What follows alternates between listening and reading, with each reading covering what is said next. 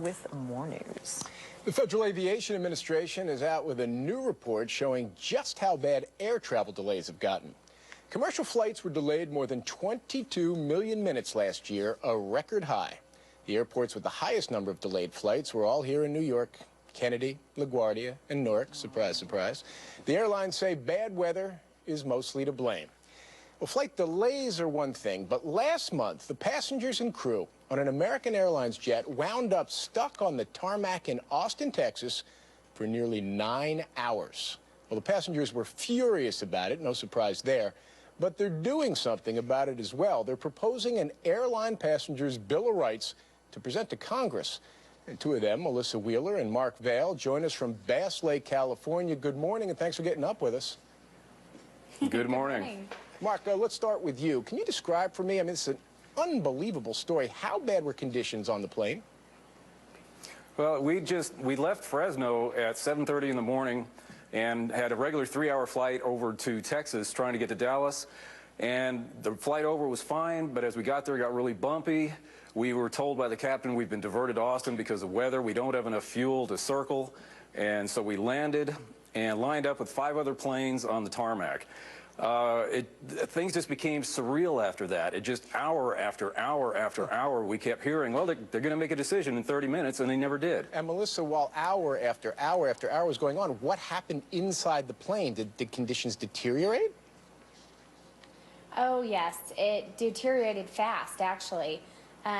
With no food on the plane, literally 0.5 ounce of bag of peanuts and pretzels for everybody for this entire time. Yeah, it's not like they had a bunch of it's not like they had a bunch of airline meals stored there. It was just just peanuts and water. No smorgy aboard. Right. They did not have anything at all. But you know, it was a sight to see. Everybody start getting very agitated and angry, and babies didn't have formula anymore, and it was getting pretty bad. There's really, it's not a laughing matter. I mean, imagine, Mark, you must have seen some passengers, not only babies not having formula, but I understand you were sitting next to somebody with a fairly significant medical condition, correct?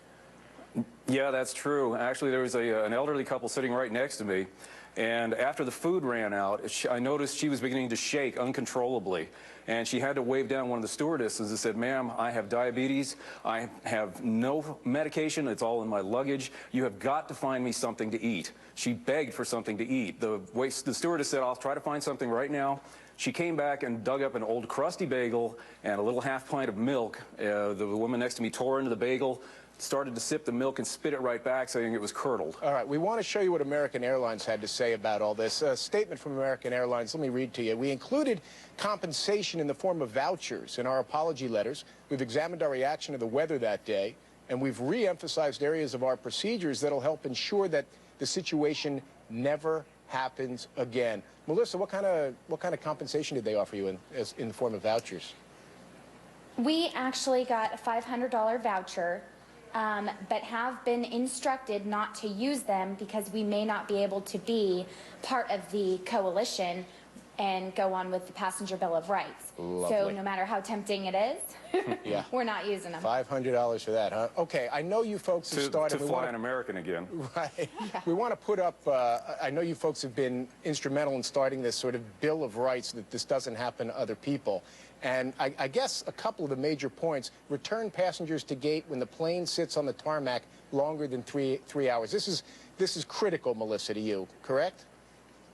Very much so. I don't even think it should actually be 3 hours. I think it should be shorter.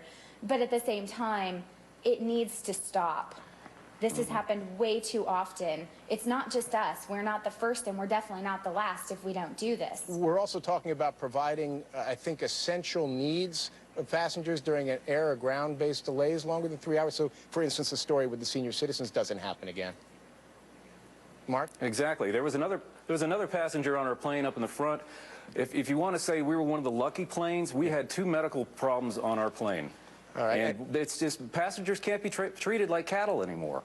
Well, it sounds like you two are doing about as much as anybody else to make sure that doesn't happen. Mark and Melissa, listen, thank you so much for joining us this morning. We do appreciate it. You're welcome. Thank you. And it's about